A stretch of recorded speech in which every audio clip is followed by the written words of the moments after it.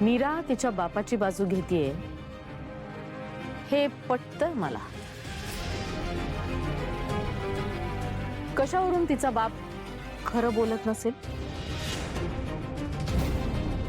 कारण तू कशी आहेस हे मी पूर्णपणे ओळखलंय. माझा दादा आहे म्हणून मी काही बोलत नाहीये, गप्प आहे. आणि हे माझे उपकार आहेत तुझ्यावर. माझे पाय धुवून पाणी जरी प्यायलीस ना तरी ते उपकार भेटणार नाहीयेत. माझ्याशी नीट वागायचं, नीट बोलायचं. असं केलंस तर सोन्याहून पिवळं, नाहीतर कोळशाहून काळं. एक एक करत घरातल्या सगळ्या लोकांना मीराच्या बाजूने उभं करायला कमी करणार नाही मी. तू जिथे होतीस ना तिथे नेऊन ठेवायला मला जास्त वेळ लागणार नाहीये.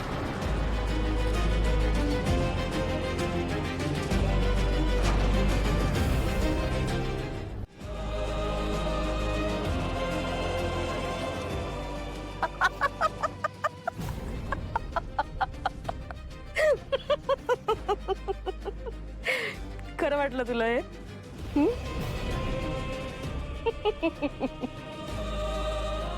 खरंच बोलतेय मी खरंच बोलतेय.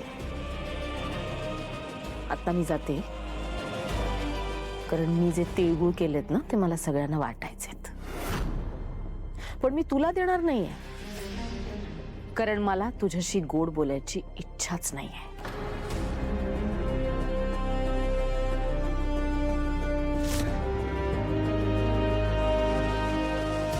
तुझं मन कडू आहे आणि ते कधीच गोड होणार नाही.